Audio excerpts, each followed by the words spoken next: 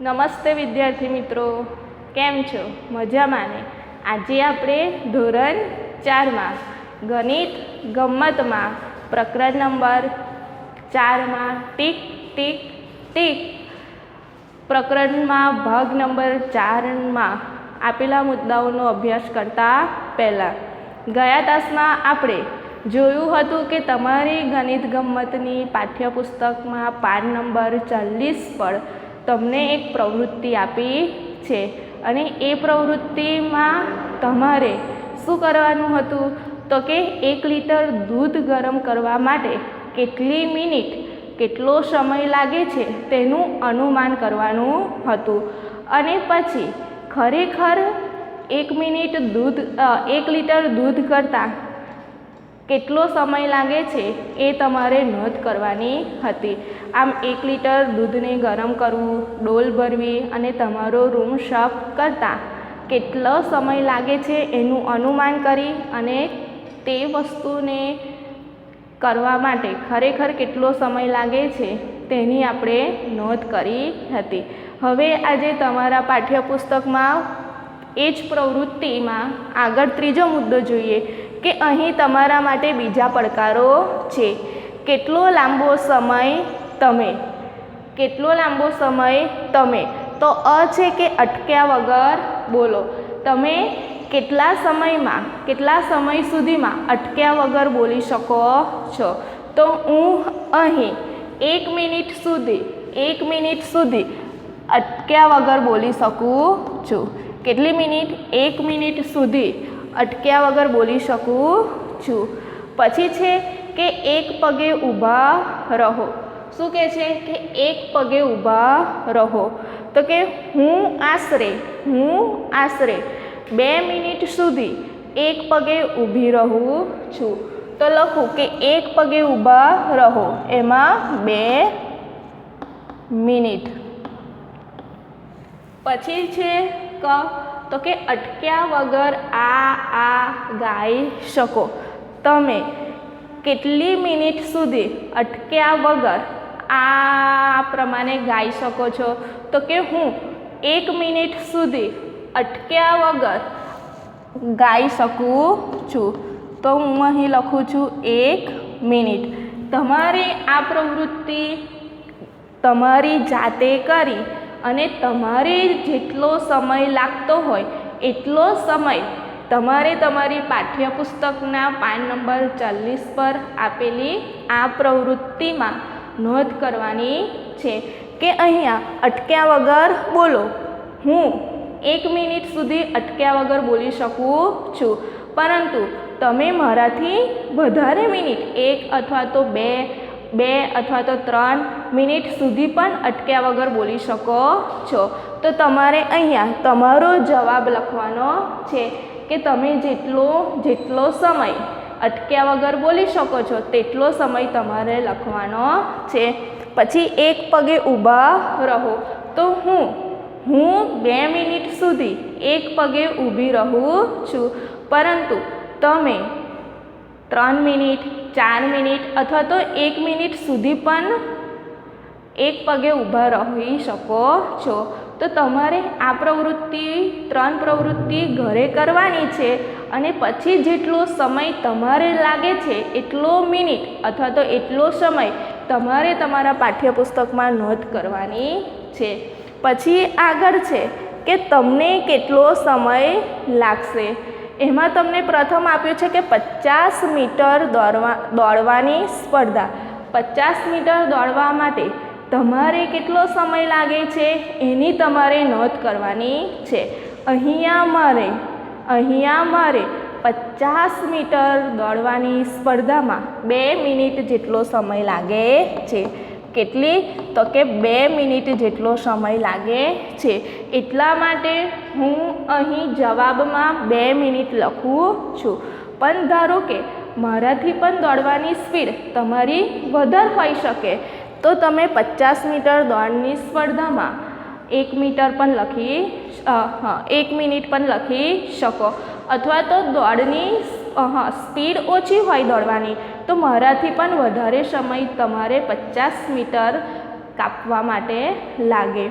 પછી છે જમીન પરથી 50 કાંકરા ભેગા કરવા. શું કહે છે? જમીન પરથી 50 કાંકરા ભેગા કરવા. મારે જમીન પરથી 50 કાંકરા ભેગા કરવા 2 મિનિટનો સમય લાગે છે. કેટલી મિનિટનો? 2 મિનિટનો. તો તમારે આ પ્રવૃત્તિ કરવાની છે કે તમે 50 કાંકરા કેટલી મિનિટમાં વીણી શકો. તો એ પ્રમાણે જવાબ તમારે નોંધ કરવાની છે. પછી 1 થી 100 ગણતા. શું કહે છે? 1 થી 100 ગણતા. મારે 1 થી 100 ગણતા 2 મિનિટ લાગે છે. કેટલી મિનિટ લાગે છે?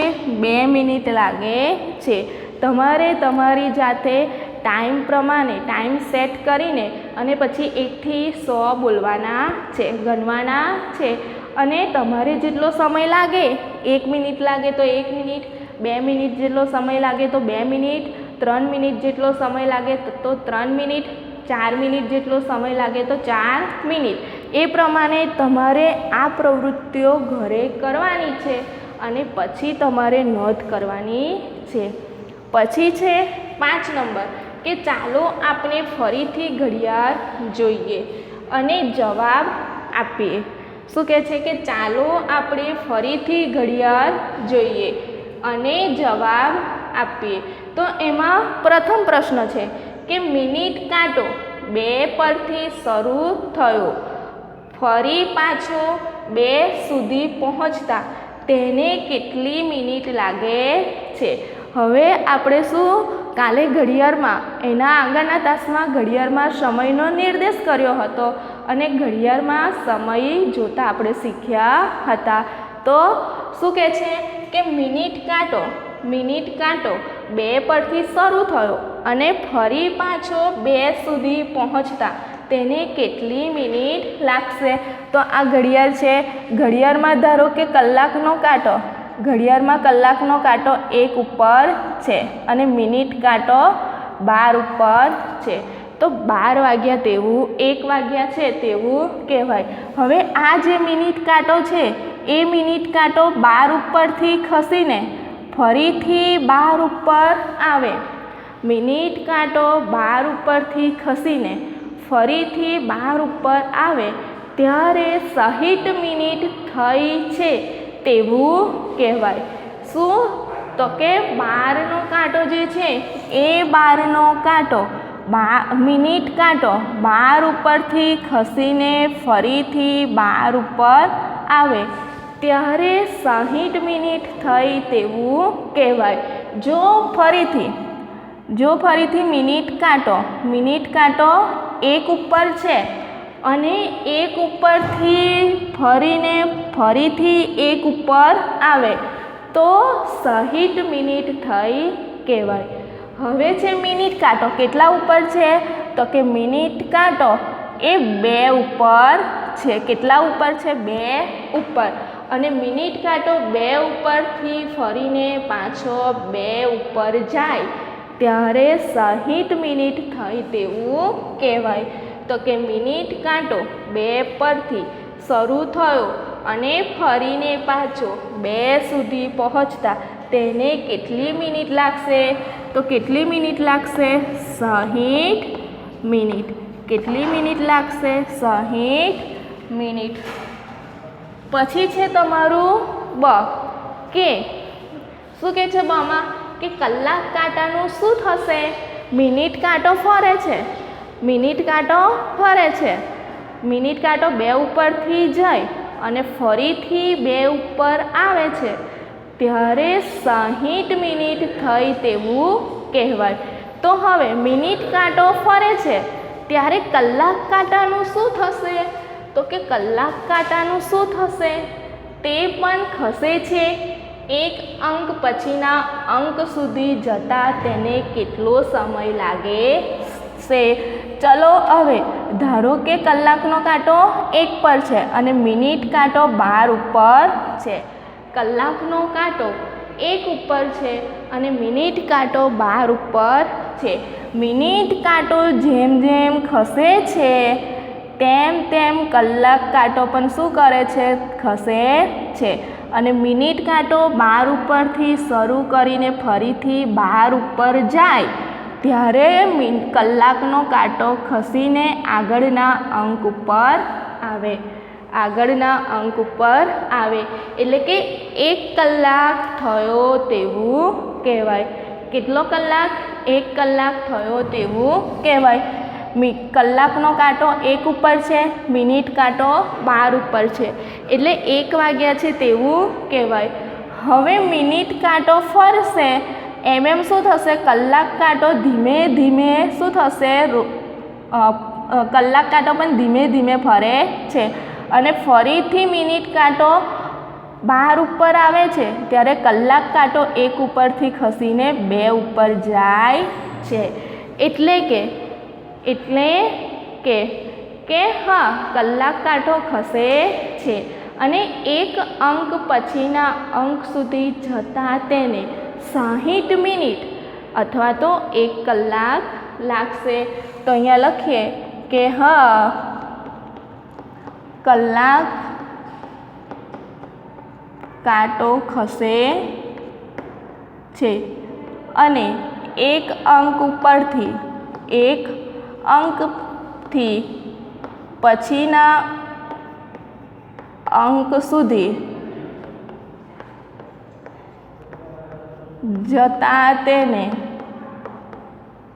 કેટલી મિનિટ? તો કે 60 મિનિટ અથવા તો 1 કલાક લાગશે. 60 મિનિટ અથવા તો 1 કલાક લાગશે. તો જેમ મિનિટ કાંટો ફરે છે એમ કલાક કાંટો પણ થોડો થોડો ખસે છે. તમારી આજુબાજુ જોવા મળતી અને 1 કલાકમાં પૂર્ણ થતી પ્રવૃત્તિની યાદી બનાવો. હવે તમારે શું કરવાનું છે? તમારી આજુબાજુ એવી કઈ પ્રવૃત્તિ છે જેને કરવા માટે 1 કલાક એટલે કે 60 મિનિટનો જેટલો સમય લાગે છે. તો અહીં હું મારે જે પ્રવૃત્તિ કરતાં 1 કલાક લાગે છે એ પ્રવૃત્તિઓના નામ લખું છું. તમારે પણ એવી 5 પ્રવૃત્તિ લખવાની છે કે જેને પૂર્ણ કરતાં 1 કલાકનો સમય થાય છે. તો કે એક ચિત્ર દોરીને રંગ પૂરવામાં મારે એક ચિત્ર દોરીને રંગ પૂરવામાં 1 કલાક જેટલો સમય લાગે છે. પછી નાસ્તો બનાવવામાં મારે ઘરે નાસ્તો બનાવવામાં મારે 1 કલાક જેટલો સમય લાગે છે. તો બીજું લખું, નાસ્તો બનાવવા. પછી ત્રીજું છે મારે મારા ઘરની સફાઈ કરવા માટે કામ કરવા માટે 1 કલાક લાગે છે. તો કે આખા ઘરની સફાઈ કામ કરવા. પછી ચોથા નંબરની પ્રવૃત્તિ. તો કે ચોથા નંબરની પ્રવૃત્તિ કઈ છે કે મિત્ર સાથે રમીને પાછા ઘરે આવવામાં. તો કે મિત્ર સાથે રમીને પાછા ઘરે આવવા માટે મારે 1 કલાક લાગે છે. અને ગણિતનો એક પાઠ પૂરો કરવામાં મારે ગણિતનો એક પાઠ પૂર્ણ કરવા માટે 1 મિનિટ 1 કલાક જેટલો સમય લાગે છે. તો તમારે પણ તમારી આજુબાજુ એવી પ્રવૃત્તિઓ જોવાની છે કે જેને પૂર્ણ કરવા માટે તમારે 1 કલાક જેટલો સમય લાગે અને તમારા પાઠ્યપુસ્તકમાં તમારે નોંધ કરવાની છે. પછી છે કે તમારા ઘરે રાત્રિના ભોજન બનાવતા કેટલો સમય લાગે છે? 1 કલાકથી વધારે કે 1 કલાકથી ઓછો? હવે મારા ઘરે મારે ભોજન બનાવવા માટે 1 કલાકથી વધારે સમય લાગે છે, એટલે હું લખું છું અહીંયા 1 કલાકથી વધારે. તમારે 1 કલાકથી ઓછો સમય લાગતો હોય તો તમારે 1 કલાકથી ઓછો સમય લખવાનો છે. હવે તમારા પપ્પાને પૂછો કે તેઓ મમ્મી જેટલી ઝડપથી રસોઈ બનાવી શકે છે. તમારે તમારા પપ્પાને પ્રશ્ન પૂછવાનો છે કે તમે મમ્મીની જેટલી ઝડપથી રસોઈ બનાવી શકો છો? તો કે ના, મારા જે પપ્પા છે એ મારા પપ્પા મારી મમ્મીની જેટલી ઝડપથી રસોઈ બનાવી શકતા નથી, એટલા માટે હું અહીં ના જવાબ લખું છું. પરંતુ તમારા પપ્પા તમારી મમ્મી જેટલી ઝડપથી જો રસોઈ બનાવી શકે તો તમારે હા લખવાનું. તો કે ના, મારા પપ્પા મારી મમ્મીની ઝડપથી રસોઈ બનાવી શકતા નથી, મારી મમ્મી જેટલી ઝડપથી રસોઈ બનાવી શકતા નથી. 1 કલાકથી ઓછા સમયમાં કઈ કઈ રમત પૂર્ણ થાય છે? તો એવી કઈ કઈ રમત આવે? તો કે દોડ છે, ઊંચી કૂદ છે, લાંબી કૂદ છે, તરવું, બેડમિન્ટન, ખોખો વગેરે જેવી રમત જે છે એ 1 કલાકથી ઓછા સમયમાં પૂર્ણ થાય છે. તો કે દોડ, ઊંચી કૂદ, લાંબી કૂદ, ખોખો,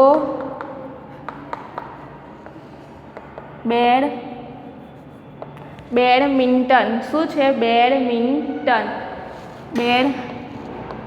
બેડમિન્ટન જેવી વગેરે રમત 1 કલાક કરતાં 1 કલાકથી ઓછા સમયમાં પૂર્ણ થાય છે. પછી છે ફૂટબોલની મેચ કેટલા સમયમાં પૂર્ણ થાય છે? તો ફૂટબોલની મેચ એ કેટલા સમયમાં પૂર્ણ થાય છે? તો કે 90 મિનિટ. તો કે ફૂટબોલની મેચ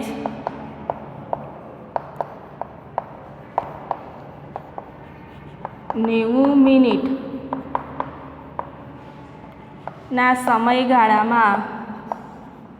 સમયમાં પૂર્ણ થાય છે.